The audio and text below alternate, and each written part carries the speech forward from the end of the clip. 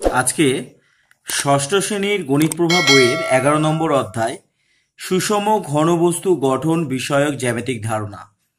দেখো, এই অধ্যায়টা কিন্তু তোমাদেরকে খুব ভালোভাবে বুঝতে হবে, কারণ অনেক প্রশ্ন আছে। এই অধ্যায়ের যে অনুশীলনী আছে সেখানে আমি দেখেছি ছাত্ররা মুখস্থ করে, মুখস্থ না করে বুঝেও কিন্তু সেগুলোকে মনে রাখা যায়, সূত্রের মাধ্যমে তাকে মনে রাখা যায়। সেগুলো এই আজকের এই বিষয়ে আলোচনা করব।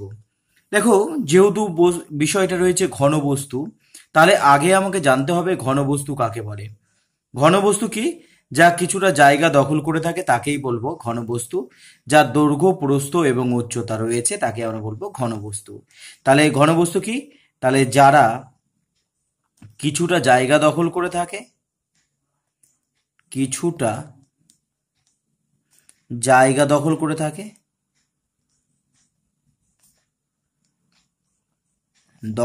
থাকে, এবং যাদের দৈর্ঘ্য, প্রস্থ ও উচ্চতা রয়েছে। তাহলে দৈর্ঘ্য, প্রস্থ ও উচ্চতা রয়েছে তাকে আমরা বলে থাকি ঘনবস্তু। তো এই যে ঘনবস্তু আমরা বলছি, সেই ঘনবস্তু কিন্তু বিভিন্ন ধরনের হতে পারে, তাদের গঠন বিভিন্ন রকমের হতে পারে। যেমন ধরো, এখানে একটা আমি বাক্স দেখতে পাচ্ছি। সেই বাক্সের মধ্যে দেখো কি হচ্ছে না, এই যে উপরের বাহুটা আর এই বাহুটা, খালি আমি একটা দিক যদি আমি দেখি, এই অংশটাকে যদি আমরা দেখি, তাহলে দেখো উপরের বাহুটা নিচের বাহুটা হচ্ছে সমান, এই পাশের বাহু এই পাশের বাহুটা সমান। তাহলে এটা কিন্তু একটা আয়তক্ষেত্রের মতো লাগছে। তাহলে একটা তল দেখো একটা আয়তক্ষেত্রের মতো লাগছে। আমরা আয়তক্ষেত্র আমরা জানি যে কি হয়, আয়তক্ষেত্র হচ্ছে যাদের কি হয় বিপরীত বাহুগুলো হচ্ছে সমান ও সমান্তরাল। তাহলে দেখো এখানে দেখো, যদি আমি শুধু এই অংশটাকে নিই তাহলে নাম হচ্ছে কি, নাম দাঁড়াচ্ছে এখানে এফ, জি, বি এবং সি। একটা ধারকে যদি আমরা দেখি, তো সেই ধারের আমরা দেখছি, এই ছবিটাকে আমরা আঁকলাম, কি দেখছি না, আমরা দেখছি যে বিপরীত বাহুগুলোর দৈর্ঘ্য কিন্তু সমান রয়েছে এবং তারা পরস্পর সমান্তরাল। তাহলে এটা একটা আয়তক্ষেত্র আমরা বলতে পারি। তাহলে কোনো যদি ঘনকের এক একটি তল যদি আয়তক্ষেত্রের মতো হয় দেখতে, তাহলে তাকে আমরা আয়ত ঘন বলবো। তাহলে এই ধরনের ছবিগুলোকে আমরা বলবো আয়ত ঘন। তো আমি একটা যদি উদাহরণ দেখি, আমার পাশে রয়েছে একটা হচ্ছে কম রয়েছে, ক্যালকুলেটর রয়েছে। এটাকে আমরা একটা আয়তঘন হিসাবে আমরা ধরতে পারি, বা আমরা আরো বইকে আমরা ধরতে পারি। তো আমরা যদি দেখি এইটা যদি একটা আয়তঘন, দেখো এটা ঠিক মতো বোঝা যাচ্ছে না, এটা একটু ব্যাকার মতো আছে, তবে এটা যদি সমান হতো তাহলে দেখো কি হতো না, এইটা হচ্ছে একটা তল পেতাম, এই উপরেরটা অংশটা হচ্ছে একটা তল। আবার যদি আমরা এইভাবে ধরতাম তাহলে এই অংশটা কিন্তু একটা তল হতো, এটাও একটা তল। তারপরে এই ধারটা একটা তল আছে, তারপরে এই অংশটা একটা তল, তারপরে রয়েছে এই অংশটা তল, আর সবশেষ হচ্ছে নিচের একটা তল। তাহলে মোট কতগুলো তল রয়েছে? তাহলে আমরা দেখছি, তাহলে চারিদিকে 4টে তল আর উপর নিচে একটা তল, মানে 6টা তল রয়েছে। তাহলে একটা বাক্সের আয়তঘনের তল কতগুলো হতে পারে? 6টা হতে পারে। তাহলে 6টি তল হবে, 6টি তল বিশিষ্ট হবে। তো এই যে তল আমি বলছি, সেই তলগুলোর মধ্যে কি কি নাম আছে দেখো। এইটা একটা তল, উপরে যেটা রয়েছে তার নাম হচ্ছে এ বি সি ডি। দেখো এ বি সি ডি। একবারে সামনের দিকে যেটা আছে, যেটা আমি এঁকেছি B F G C, B F G C, তাহলে ওপরে এবং সামনে হয়ে গেল। নিচে কি আছে দেখো, নিচে আছে ই এফ জি এইচ, তাহলে নিচে আছে হচ্ছে ই এফ জি এইচ। তাহলে আর কি তল আছে? তাহলে ওপর নিচ সামনে হয়ে গেল। পিছন দিকে যদি দেখো, পিছনের অংশটাকে যদি দেখো, তাহলে এ ই এইচ ডি বা এ ডি এইচ ই যাই বলো হবে এ ই এইচ ডি। তাহলে একবার পিছনেটা হয়ে গেল। এই ধারটাকে এবার নিয়ে যদি দেখি, তাহলে A B E F, A B E F হবে। একবার যদি এই ধারটাকে নিয়ে দেখি তাহলে কি হবে?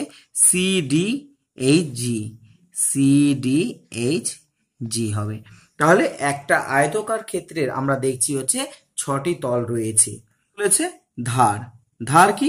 এই যে অংশগুলো রয়েছে এগুলোকে আমরা ধার বলবো। তাহলে কতগুলো অংশ রয়েছে দেখো, এই যে সরলরেখাগুলোকেই আমরা ধার বলছি। তাহলে এ বি একটা ধার আছে, তাহলে এ বি হয়ে গেল।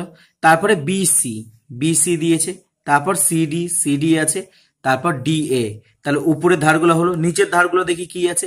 ই এফ আছে, ই এফ। তারপর হচ্ছে এফ জি আছে। তারপরে এখানে আছে জি এইচ আছে। তারপর এখানে হচ্ছে এইচ ই আছে বা ই এইচ আছে। তারপরে এই যে ধারগুলো এগুলোও কিন্তু একটা সরল রেখা, তাহলে এ ই আছে, এ বি আছে। এ বি তো আগেই বলা হয়েছে, তাহলে এ ই, তাহলে বি এফ হবে। আবার এটাও একটা ধার, ডি এইচ হবে আর জি সি হবে।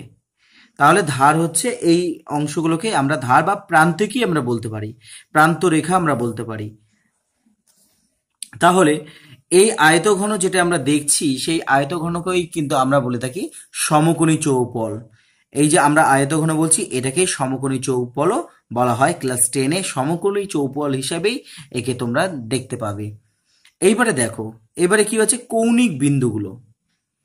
কৌণিক বিন্দুগুলো কি হয় দেখো, কৌণিক বিন্দুগুলো হচ্ছে এই যে অংশগুলোকে আমরা বলবো কৌণিক বিন্দু, যেখানে কি হয়েছে একাধিক সরলরেখা যেখানে এসে মিলিত হলো বা যেখানে প্রান্তিকগুলো যেখানে এসে মিলিত হলো।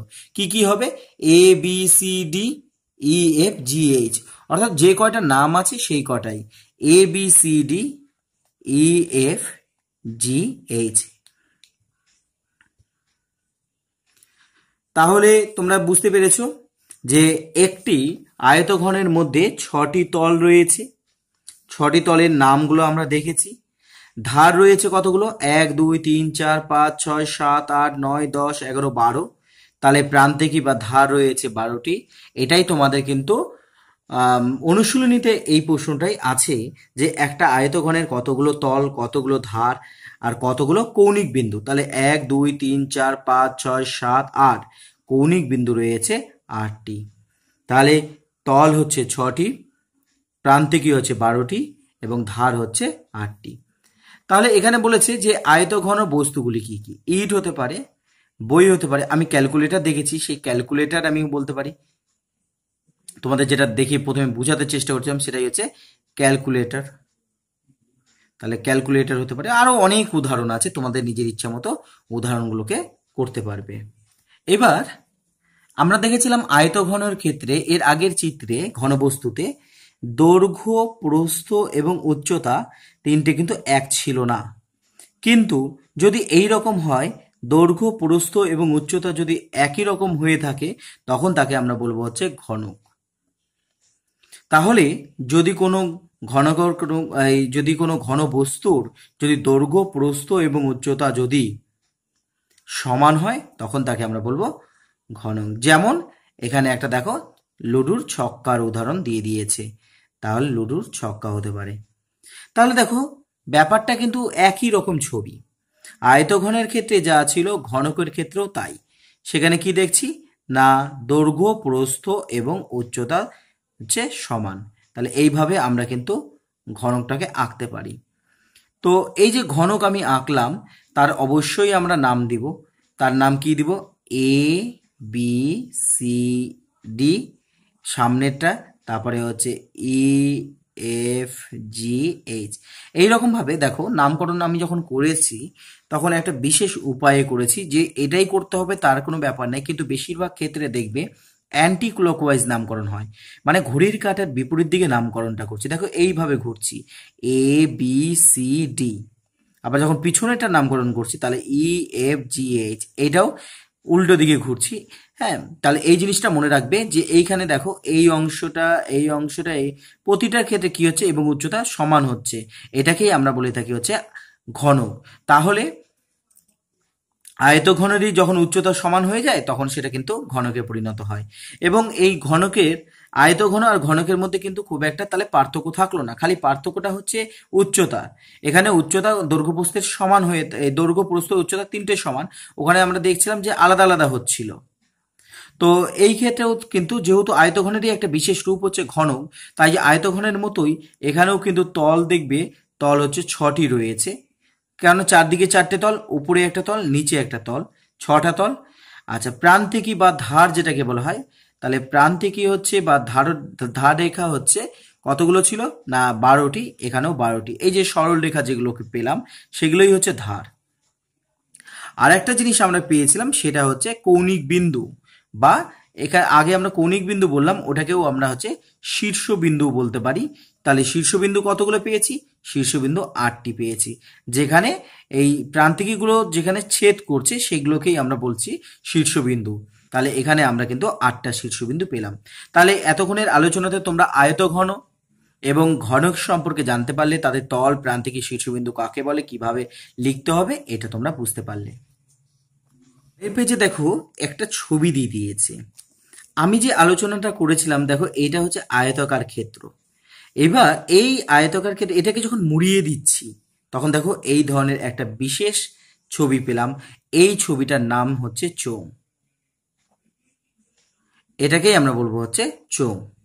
তাহলে দেখো, তাহলে এই যে আমরা চোঙ বললাম, এই চোঙের ক্ষেত্রে বিশেষত্ব কি?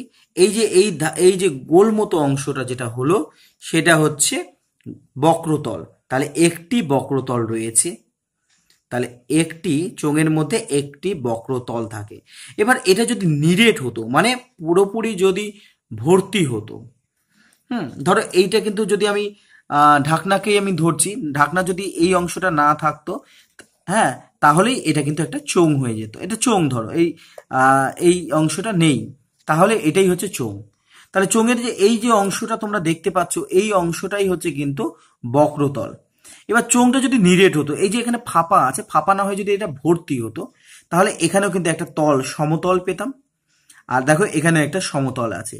তাহলে যদি একটা নিরেট যদি চোঙ হয়, তাহলে একটা বক্রতল পাবো এবং তার হচ্ছে দুই দিকে দুটো সমতল পাবো। তাহলে চোঙ যদি নিরেট হয়, নিরেট মানে ভর্তি, যেমন ঢাকনিটা ছিল হচ্ছে কি এক মুখ খোলা, যদি নিরেট হয় তাহলে নিরেট চোঙের ক্ষেত্রে একটি বক্রতল হবে আর দুটি হচ্ছে সমতল দেখতে পাবো আমরা। তাহলে তোমরা চোঙ সম্পর্কে ধারণাটা পেলে। কারণ যখন তোমরা এই সম্পর্কে ধারণাগুলো ক্লিয়ার যদি থাকে, ছবিটার সম্পর্কে ধারণা ক্লিয়ার থাকে, তাহলে উঁচু ক্লাসে উঠে যখন অঙ্কগুলো করবে, এই দিয়ে অঙ্ক করতে দিবে। এখানে তো তোমাদের প্রাথমিক ধারণা আছে, কিন্তু যখন তুমি 9 বা 10-এ উঠবে, তখন তোমাকে এর ক্ষেত্রফল, আয়তন বের করতে হবে। যেমন তোমরা আয়তক্ষেত্রের বের করো, বা বর্গক্ষেত্রে বের করো, বা বৃত্তের বের করো, একই রকম ভাবে চোঙেরও তখন বের করতে হবে। যাই হোক, এখন যেটা নেই সেটা নিয়ে ভেবে লাভ নেই। আমরা যদি একটা নিরেট চোঙ দেখি, দেখো উপরে একটা সমতল পাবো আর নিচে একটা সমতল পাবো। তাহলে দুটো সমতল থাকবে আর একটা চারিদিকে যেটা আছে সেটা হচ্ছে বক্রতল। এইবারে দেখো আরেকটা বিশেষ ধরনের চিত্র আমরা পাবো, তাকে আমরা বলবো হচ্ছে শঙ্কু। শঙ্কু হচ্ছে বরের টোপর আমরা বলতে পারি। বর যে টোপরটা পড়ে সেটাও কিন্তু এই ধরনের দেখতে হয়ে থাকে, এবং এটা কি হয়ে থাকে, একটাই মাত্র বক্রতল থাকে, একটি বক্রতল থাকে। বা তোমরা দেখবে যে রাজমিস্ত্রি যখন কাজ করে, একটা দোলন থাকে, সেই দোলনের কি হয়, মানে পুরোপুরি ভর্তি থাকে, কিন্তু এটা লোহার তৈরি হয়, যেটা দিয়ে তোমার হচ্ছে সোজা হচ্ছে কিনা মাপে রাজমিস্ত্রিরা। তো সেই জিনিসটাকে যদি আমরা দেখি, এটা কিন্তু পুরোপুরি ভর্তি থাকে, এটা এখানে ফাঁকা থাকে না। বরের উপরে যেমন ফাঁকা থাকে, তাই জন্য একটি তল। আর যদি নিরেট শঙ্কু হয়, নিরেট মানে যদি ভর্তি, মানে এটা ভরা থাকে, নিরেট শঙ্কু যদি হয়, তাহলে সেই ক্ষেত্রে কিন্তু একটি একটি বক্রতল যেমন ছিল তেমন তো থাকবেই, আর এক্সট্রা যেটা এখানে পাবো সেটা হচ্ছে একটি সমতল পাবো। তাহলে তোমাদের বইয়ে হয়তো এই ধারণাটা ঠিকমতো নেই যে নিরেট ব্যাপারটা, তোমাদের কিন্তু এই জিনিসটা এখন থেকে একটু শিখবে যে নিরেট হলে কেমন হয়। নিরেট মানেই হচ্ছে মুখ বন্ধ যদি হয়ে থাকে। দেখো পরের প্রশ্ন দিয়েছে একটি, আমি একটি গোল পিচবোর্ডের চাকতি নিয়ে খোলা মুখ আঠা দিয়ে সম্পূর্ণভাবে আটকে দিলাম, পেলাম মুখবদ্ধ শঙ্কু পেলাম। যদি মুখবন্ধ শঙ্কু হয়, তাহলে একটি বক্র একটি সমতল, অর্থাৎ দুটি তল আমরা পাবো। এখানে আমরা 2 লিখবো। তাহলে শঙ্কুর ক্ষেত্রে কি পাবো, একটি সমতল হবে ও একটি বক্রতল হবে। আর এই যে দেখো এই প্রান্ত আর এই প্রান্ত দুটো কি, এগুলো তো প্রান্ত। আমি যদি নামকরণ করতাম এর আগের চিত্রের মতো, তাহলে এ, বি এবং সি, দেখো এইটা একটা প্রান্ত, এইটা একটা প্রান্ত, এই দুটো প্রান্ত কোন বিন্দুতে ছেদ করছে, বি। তাহলে বি হচ্ছে একটি শীর্ষবিন্দু আমরা বলবো। তাহলে একটি শঙ্কু আকারের দুটি ঘনবস্তু কি হতে পারে? আমরা প্রথমেই বলেছি যে বরের টোপর হতে পারে। তাহলে বরের টোপর এইটা একটা হতে পারে ঘনবস্তু, শঙ্কু আকৃতির হতে পারে। আর একটা যেটা হতে পারে কলার মোচার অগ্রভাগ হতে পারে বা রাজমিস্ত্রির দোলন হতে পারে। আমি একটু আলাদা লিখি, তাই কলার মোচার, কাটা কলা মোচার অগ্রভাগ, কলার মোচা লিখলে হবে না, কলার মোচার, কাটা কলা মোচার অগ্রভাগটাকে যদি আমরা দেখি, অগ্রভাগটাকে আমাদের কিন্তু শঙ্কুর মতো মনে হবে। এবারে আমরা যে জ্যামিতিক চিত্র নিয়ে আলোচনা করব সেটার নাম হচ্ছে প্রিজম। তাহলে প্রিজমের দেখো এটা হচ্ছে ভূমি। তাহলে ভূমিটা কেমন হয়ে থাকে? এইটা যদি ভূমি ধরি, দেখো কেমন দেখতে না, ত্রিভুজের মতো। তাহলে ত্রিভুজাকার ভূমি রয়েছে, কিন্তু পার্শ্বতলগুলি দেখো তিনটি আয়তকার ক্ষেত্র রয়েছে। পার্শ্বতলে কি রয়েছে? তিনটে আয়তকার ক্ষেত্র। এ সি এফ ডি রয়েছে, দেখো এ সি এফ ডি, এটা একটা আয়তকার ক্ষেত্র। তেমনিভাবে দেখো এটাও একটি আয়তকার ক্ষেত্র হবে, এটার নাম হচ্ছে এ বি ই ডি। তাহলে এটার নাম হচ্ছে এ বি ই ডি, এটা একটা আয়তকার ক্ষেত্র হবে। আর এই অংশটা দেখো একটা আয়তকার ক্ষেত্র রয়েছে, এই অংশটার নাম কি? যে ই এফ বা বি সি ই এফ, মানে যে কোনোভাবে তুমি লিখতে পারো, আগে পরে হলেও অসুবিধা নেই। বি সি ই এফ লিখছি দেখার সুবিধার জন্য। তাহলে বি সি এফ ই লিখতে হবে, কারণ আমি যদি এইভাবে করি বি সি এফ ই আসে, পরপরই লিখতে হবে। তাহলে এফ ই, তাহলে এই ধরনের গঠন হচ্ছে, তাকে আমরা বলবো হচ্ছে প্রিজম। তোমাদের অ্যাক্টিভিটি টাস্কে এই ধরনের একটি প্রশ্ন কিন্তু দেওয়া ছিল। তাহলে প্রিজম কি? এই যে ধরনের চিত্রটা আমরা কি দেখছি না, এর যে ভূমি, নিচের অংশটাকে বলবো আমরা ভূমি। ভূমি কিন্তু বিভিন্ন ধরনের হতে পারে, এই ছবি হিসাবে ত্রিভুজাকার আছে, কিন্তু তোমার হচ্ছে ভূমিটা কিন্তু কখনোই পঞ্চভুজাকার হতে পারে, কখনোই ষড়ভুজাকার হতে পারে, বিভিন্ন ধরনের কিন্তু ভূমি হতে পারে। যেমন এখানে দেখো ভূমিটা কতগুলো, এটা নিচের অংশটা ভূমি, তাহলে কতগুলো রয়েছে? 1 2 3 4 5 6, ছটা ভূমি রয়েছে এখানে, তাহলে 6টি ভূমি রয়েছে। এখানে কতগুলো ভূমি? 1 2 3 4 5, তাহলে এখানে 5টি ভূমি রয়েছে। এখানে হচ্ছে কতগুলো ভূমি রয়েছে? 1 2 3 4, 4টি ভূমি রয়েছে, তাহলে 4টি ভূমি রয়েছে। তাহলে এইটা হচ্ছে বর্গাকার, এইটা কি হবে? পঞ্চভুজাকার। ভুজ মানে হচ্ছে বাহু, পঞ্চভুজাকার। আর এটাকে আমরা বলবো হচ্ছে ষড়ভুজাকার, ষড়ভুজাকার। তাহলে এই বিভিন্ন ধরনের ছবি কিন্তু আমরা পাবো। তারপর দেখো এই যে প্রিজম আমি বলছি, যখন ত্রিভুজের মতো হয় তখন তল কতগুলো হয়ে থাকে? দেখো তল কোনগুলো? এইগুলো হচ্ছে এক একটা তল, এইগুলো যে ছবিগুলো দেখছো এগুলো হচ্ছে এক একটা তল। তাহলে একটা, দুটা, তিনটে তল, তিনটে আয়তকার তল আর দুটো ত্রিভুজাকার তল। এই দেখো উপরে নিচে দুটো ত্রিভুজাকার তল। তাহলে মোট কতগুলো? 5টি তল রয়েছে। প্রান্তরেখা কতগুলো রয়েছে? প্রান্তরেখা হচ্ছে এই যে সরলরেখাগুলোকে বলছিলাম প্রান্তরেখা। তাহলে কতগুলো দেখো?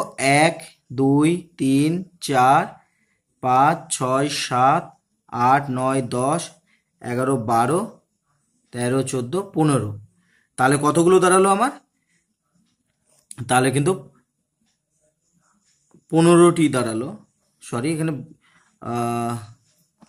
দুবার হয়ে গেছে এই জিনিসটা, এটা কিন্তু একবারই ধরতে হবে। এখানে দেখো প্রান্ত রেখা কতগুলো আছে, এই সরলরেখাগুলোকে গোনো।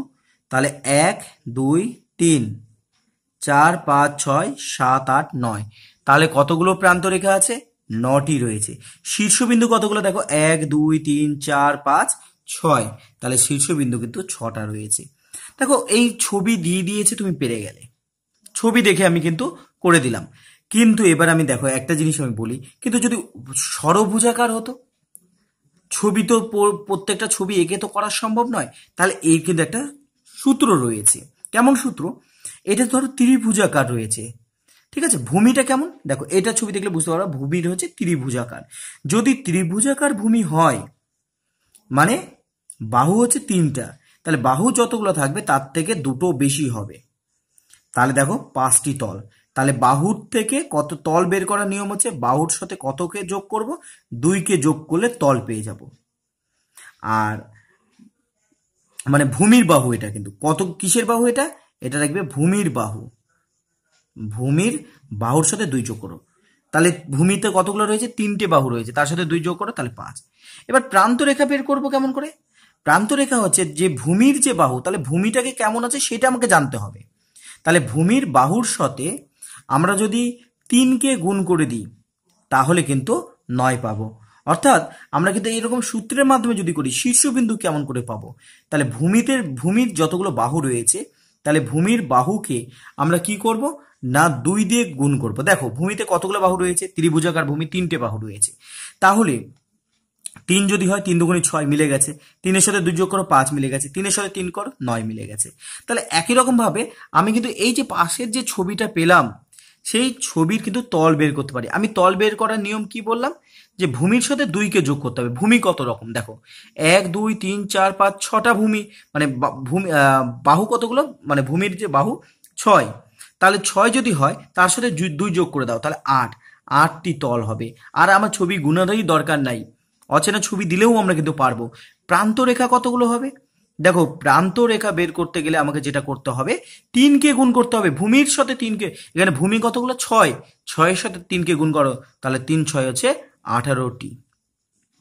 তারপর দেখো শীর্ষবিন্দু বের করতে গেলে ভূমির সাথে 2কে গুণ করতে হবে, 6-এর সাথে 2কে গুণ করো, কতগুলো হবে? 12টি। তাহলে শীর্ষবিন্দু হচ্ছে 12টি। এইভাবে কিন্তু আমরা সূত্র ফেলে করতে পারি। এইটা বোঝানোর জন্যই আমি এই অধ্যায়টা আলোচনা করছি যে আমরা মুখস্থ বিদ্যা ছাড়াও কিভাবে বুঝে অঙ্কগুলোকে করতে। এরপরে আমরা যেটা সম্পর্কে আলোচনা করব সেটা হচ্ছে পিরামিড। পিরামিডের দেখো ভূমি কিন্তু বিভিন্ন ধরনের হয়। এটা নিচেটা ভূমি, এটা হচ্ছে ধরো চিত্র যদি এঁকে দিই, এটা হচ্ছে ভূমি কেমন? ত্রিভুজাকার। নিচেটা দেখো এটা কেমন না, এটা হচ্ছে আয়তকার ক্ষেত্র বিশিষ্ট হবে। তাহলে এটা হচ্ছে আয়তকার ক্ষেত্র রয়েছে। এইটা কেমন হচ্ছে? 1 2 3 4 5, এটা পঞ্চভুজাকার। তারপর এটা কেমন আছে? ষড়ভুজাকার রয়েছে। তাহলে দেখো প্রথম পিরামিডের ভূমি তাহলে কেমন? ত্রিভুজের মতো। এই এই যে পিরামিড, এই পিরামিডের নামই হচ্ছে চতুস্থলক। এটার নাম হচ্ছে চতুস্থলক বলা হয়ে থাকে। অন্য পিরামিডের ভূমিগুলো দেখো আয়তাকার, পঞ্চভুজাকার, ষড়ভুজাকার, এই কথাগুলোই লিখতে হবে। তাহলে আমরা দেখছি পিরামিডের যখন ভূমিটা ত্রিভুজাকার যখন হচ্ছে তখন তার কিন্তু একটা নাম আমি দিয়ে দিচ্ছি, সেটা নাম হচ্ছে চতুস্থলক। এই যে পিরামিড আমরা পড়লাম, প্রতিটা চিত্রের মতো আমরা কিন্তু এর তল, প্রান্ত রেখার শীর্ষবিন্দু বের করব। পিরামিডের অপর নাম তো আমি বলেই দিলাম এখানে যে চতুস্থলক হবে, চতুস্থলক 6 ত হবে। আচ্ছা, এই ক্ষেত্রে দেখো তল বের করার নিয়ম কি? এর ক্ষেত্রে তল বের করার নিয়ম হচ্ছে, দেখো এমনি ছবি দেখে পারবো, কিন্তু আমি এখানেও ওই সূত্রটা মনে করি যে জেনে নেওয়াটা ভালো। তবে আপাতত ছবিটা দেখি, তারপরে আমরা ছবি দেখে করি, তারপর সূত্রটা শিখাচ্ছি। মোট তল দেখো 3 দিকে 3টে তল আছে আর নিচে একটা তল, তাহলে মোট কতগুলো তল আছে? 4টি তল আছে। প্রান্ত হচ্ছে, এগুলো হচ্ছে প্রান্ত বলেছিলাম, তাহলে 1 2 3 4 5 6, 6টি প্রান্ত। শীর্ষবিন্দু কোনগুলো? যেখানে একাধিক তলগুলো যেখানে মিলিত হয়েছে, 1 2 3 4, 4টি শীর্ষবিন্দু। তাহলে ভূমির বাহু যত হবে তার সাথে যদি আমরা 1কে যোগ করে দিই তাহলে তল পাবো। শীর্ষবিন্দুও তাই, বাহু যেটা পাবো তার সাথে যদি আমরা 1কে যোগ করে দিই শীর্ষবিন্দু পাবো। আর বাহু যেটা আমরা পাবো তার সাথে যদি আমরা 2কে গুণ করে দিই তাহলে প্রান্তরেখা পাবো। তাহলে আমরা কিন্তু এই ধরনের অংশগুলো বুঝতে পারলাম। এরপরে দেখো নিজে করি 11.1 কি বলেছে? চতুস্থলক ও অর্ধগোলকের সমতল খাতায় রেখে পেন্সিল দিয়ে যদি একটি জ্যামিতিক চিত্র আঁকি তাহলে কেমন পাবো? চতুস্থলক। আমি বলেছি চতুস্থলকের ভূমিটা কেমন হয়? ত্রিভুজাকার। তাহলে এখানেও আমরা ত্রিভুজের মতো ছবি পাবো। অর্ধগোলকটাকে যদি আমি উল্টে দিয়ে একটা বাটি, যদি একটা অর্ধগোলক হিসেবে ভাবি, বাটিকে যদি উল্টে দিয়ে তার চারিপাশে যদি গোল আঁকি, মানে ছবি আঁকি, তাহলে সেই যে চিত্রটা হবে সেটা কিন্তু গোলাকার হবে, বৃত্তাকার হবে। গোলাকার বলবো না, এটাকে আমরা বলছি যে বৃত্তাকার হবে। তাহলে আমরা বুঝতে 11.2-তে কি বলেছে? আমি নিজে এমন ঘনবস্তু খুঁজি যার একটি তল আছে। একটি তল আছে কি? বল, বলের ক্ষেত্রে একটি বক্রতল রয়েছে। 2 নম্বর, এমন একটি ঘনবস্তুর নাম লিখি যার একটি বক্রতল কিন্তু দুটি সমতল রয়েছে। সেটা আমি বলেছিলাম হচ্ছে চোঙের ক্ষেত্রে। চোঙ মানে নিরেট চোঙ লেখাটা কিন্তু বেটার হবে, নিরেট কথাটা লিখতে হবে। এমন একটি ঘনবস্তু ছবি আঁকি যার একটি বক্রতল এবং একটি সমতল রয়েছে। মানে এই ছবিগুলো তোমরা এঁকে নিবে, একটা বল তো আঁকতেই পারবে, এরকম বল হয়ে থাকে। চোঙ হচ্ছে এইরকম ভাবে ছবিটা এঁকে দিবে, নিচে যেহেতু নিরেট আছে তাই জন্য এই ধরনের চিত্র দিবে। তাহলে আমি একটি ঘনবস্তু আঁকি যার একটি বক্রতল ও একটি সমতল রয়েছে। তাহলে এক মুখ খোলা একটা যদি কৌটাকে আমরা নিই, দেখো একটা সমতল আছে এবং এটা কিন্তু হচ্ছে একটি হচ্ছে বক্রতল রয়েছে। তাহলে একটি সমতল একটি বক্রতল এটা হতে পারে। বা তুমি যদি শঙ্কু নাও, শঙ্কুর ক্ষেত্রেও দেখো একটা শঙ্কু যদি নিরেট হয়, নিরেট শঙ্কু হলে এইটা একটা সমতল পাবো আর এটা একটা বক্রতল পাবো। তাহলে খোলা একমুখ খোলা যদি তোমার কৌটা হয় বা তোমার যদি ওই দোলনা হয় বা কলার মোচার অগ্রভাগ যদি হয়, তাহলে আমরা কিন্তু এই ধরনের চিত্র পাবো। তারপর 6টি সমতল দিয়ে একটি ঘনবস্তু তৈরি করি। 6টি সমতল কোথায় হয়? আমরা দেখেছি যে আয়তঘন, একটা আয়তঘনের উদাহরণ কি হতে পারে? একটা আয়তঘনের উদাহরণ বাক্স হতে পারে। তাহলে কি পেলাম? আয়তঘন পাবো, আয়তঘন পাবো। দেখো 11 নম্বরের যে অঙ্কগুলো আমরা করব সেগুলো কিন্তু আমরা অলরেডি আগে শিখে নিয়েছি কিভাবে আমরা সেগুলোকে পেলাম। তাহলে আয়তঘনের ক্ষেত্রে আমরা দেখেছি যে ভূমিটা হচ্ছে আয়তাকার হবে, আয়তাকার বিশিষ্ট হবে, আর ঘনকের ক্ষেত্রে বর্গাকার হবে। তল সংখ্যা আমরা দেখেছি যে 6টি তল কিভাবে পেয়েছি, তোমরা পুরো আগেরগুলো যদি দেখে থাকো তাহলে বুঝতে পেরে গেছো। প্রান্তকে কতগুলো পেয়েছিলাম? 7, 8, মানে এই যে ধারগুলো যেটাকে বলছি সেটা কতগুলো পেয়েছিলাম? তাহলে 4, 4, 8, 9, 10, 11, 12, 12টি পেয়েছিলাম। আর শীর্ষবিন্দু কতগুলো পেয়েছিলাম? শীর্ষবিন্দু পেয়েছিলাম 8টি। যা আয়তকার ক্ষেত্রে পাবো সেটাই বর্গাকার ক্ষেত্রে আমরা পেয়েছি, বর্গাকারও সেম পেয়েছি। আচ্ছা, এইবারে আমি একটা সূত্র বলেছিলাম যে তল বের করার নিয়ম হচ্ছে আমাকে বাহু যেটা আছে, ভূমির যেটা আছে তার সাথে 2কে যোগ করতে হবে, প্রান্তকে বের করতে গেলে 3কে গুণ করতে হবে, আর শীর্ষবিন্দু বের করতে গেলে 2কে গুণ করতে হবে। তাহলে ত্রিভুজাকার যদি হয় তাহলে বাহু কতগুলো? 3। এবার দেখো সূত্রকে গুণ করো, 3 দুগুণী 6, 3 দিয়ে যদি করো 3 তিরিকে 9, 3 দিয়ে করো 3 দুগুণী 6। খালি সূত্রে ফেলবো। দেখো এখানে যদি 4 হয়, 4 দুগুণী এই যে উপরে, সরি এখানে 2 না, সরি এখানে একটু ভুল হলো, যোগ করতে বলেছে তো এখানে 3 আর 2 যোগ করলে 5 হবে। আচ্ছা 4 আর 2 যোগ করলে 6, এইভাবে করব। 4 3 4 হচ্ছে 12, 4 দিয়ে করো 4 দুগুণী হচ্ছে 8, এটা 5 আছে, 5 দিয়ে যদি 2কে যোগ করো 5 2 হচ্ছে 7, 3 5 হচ্ছে 15, 5 দিয়ে করো তাহলে 5 দুগুণী হচ্ছে 10, এইরকম ভাবে বের করব। 6 যদি হয় তাহলে 6 এর সাথে 2কে যোগ তাহলে হচ্ছে 8, 6 এর সাথে 3কে গুণ 18, 6 এর সাথে 2কে গুণ 6 দুগুণী হচ্ছে 12। এইভাবে আমরা কিন্তু বের করতে পারি। তাহলে ভূমির বাহু মানে প্রিজমের ক্ষেত্রে আমি বলছি ভূমিটা কেমন সেটা দেখতে হবে। ত্রিভুজাকার হলে 2কে যোগ করতে হবে ভূমির সাথে তল বের করার জন্য, প্রান্তিকে বের করতে গেলে আমাকে 3 দিয়ে গুণ করতে হবে, আর শীর্ষবিন্দু বের করতে গেলেও 2 দিয়ে গুণ করতে হবে। এইবারে যদি পিরামিডের ক্ষেত্রে আসি, পিরামিডের ক্ষেত্রে তল বের করতে গেলে 1কে যোগ করতে হবে। তাহলে 3 আর 1কে যোগ করলে 4 হবে, 3 দুগুণী হচ্ছে 6, উপরে লিখেই দিয়েছি দেখো, 3 আর 1কে গুণ করলে 3 আর 1কে যোগ করলে 4, মানে তল এবং শীর্ষবিন্দু দুটোই সমান হয়। চতুর্ভুজাকার হলে 4 যদি হয় তাহলে 4 আর 1কে যোগ করলে তাহলে 5 হবে, 4 আর 2 গুণ করলে 4 দুগুণী 8 হবে, 4 আর 1কে যোগ করলে 5 হবে। পঞ্চভুজাকার যদি হয় 5 আর 1কে যোগ করলে তাহলে 6 হবে, এটাও 6, 5 দুগুণী হচ্ছে 10। ষড়ভুজাকার যদি হয় 6 আর 1কে যোগ করে তাহলে 7 হবে, আর 6 দুগুণী হচ্ছে 12 হবে, আর 6 আর 1কে যোগ করলে 7 হবে। এইভাবে কিন্তু তোমরা বের করতে পারবে। তাহলে আমি তোমাদের এখানে একটা হোমওয়ার্ক দিয়ে দিচ্ছি। পিরামিডের ভূমি দশভুজাকার, দশভুজা না, তাহলে এবার দুর্গা হয়ে যাবে। দশভুজাকার হলে তল প্রান্তিকী প্রান্তিকী আর শীর্ষবিন্দু বের করো। তাহলে তোমরা আশা করি পারবে। ছবিগুলো দেখেই বোঝা যাচ্ছে যে এই যে ছবিটা দিয়েছে আয়তক্ষেত্রের মতো দেখতে হয়েছে, তাই জন্য এটা কিন্তু আয়তঘনই তৈরি হবে, আয়তঘন হবে। এটা পিরামিড তৈরি হবে, এটাও পিরামিড তৈরি হবে, কিন্তু এই পিরামিডের হচ্ছে যেহেতু ত্রিভুজাকার, তাই জন্য এটা হচ্ছে চতুস্তলক হবে।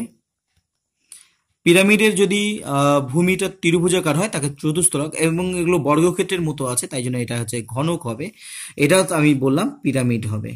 এই পিরামিডের কিন্তু তোমার ভূমি হচ্ছে চতুর্ভুজাকার, হলো আয়তকের ক্ষেত্রের মতো আছে। দেখো, তারপর দেখো কি বলছে, পাশের কোণটি আয়তঘন নয়, বোতল আয়তঘন থাকবে না। পাশের কোণটির আকার চোঙের মতো, চোঙ কোনটা? চোঙ হচ্ছে দুধের কৌটা। একটা তল দিয়ে গঠিত একটি ঘন বস্তু, একটাই তল আছে বলের মধ্যে। পাশের কোন ছবি দিয়ে ঘনক তৈরি করা যাবে না? 2 নম্বর ছবি দিয়ে। কারণ দেখো প্রতিটা ক্ষেত্রে যদি আমি ভাঁজ করে করে যদি এই চারটা দিয়ে 4টা ধার হবে, এটা উপরে বন্ধ করবো, এটা দিয়ে নিচকে বন্ধ করবো, কিন্তু এটা দেখো নিচে কিছু নেই, সবগুলো দেখো উপর নিচকে বন্ধ করা যাবে চারটাকে করে মানে আটকানোর পরে, কিন্তু এখানে নেই, তাহলে এইটাকে দিয়ে কিন্তু ঘনক তৈরি করা যাবে না, একটা দিক কিন্তু ফাঁকা থেকে যাবে। তারপরে দেখো 4-এর কি বলেছে, 4 নম্বরগুলো বলেছে যে যোগ করে পাই 1 2 3 4 1 কে আমরা যোগ করে পাচ্ছি। তেমনি ভাবে এটাকে যোগ করতে বলেছে 1 2 3 4 1 1 2 কে আমরা স্কেল দিয়ে যোগ করলে ভালো হবে, দেখতে সুন্দর লাগবে। তারপর 2 এর সাথে 3 কে যোগ করতে বলেছে, তাহলে 2 এর সাথে আমরা 3 কে যোগ করব। তারপরে দেখো 4 কে যোগ করতে বলেছে 3 এর সাথে, তারপর বলেছে 4 কে আবার 1 এর সাথে যোগ করতে বলেছে। তাহলে দেখো আমরা কি পেলাম না, আমরা পেয়ে গেলাম হচ্ছে আয়তক্ষেত্র, আয়ত যেটা আছে আয়তক্ষেত্র আমরা পেয়ে গেলাম, বা এখানে তো ঘনক হচ্ছে না, আয়তক্ষেত্র আমরা পেলাম।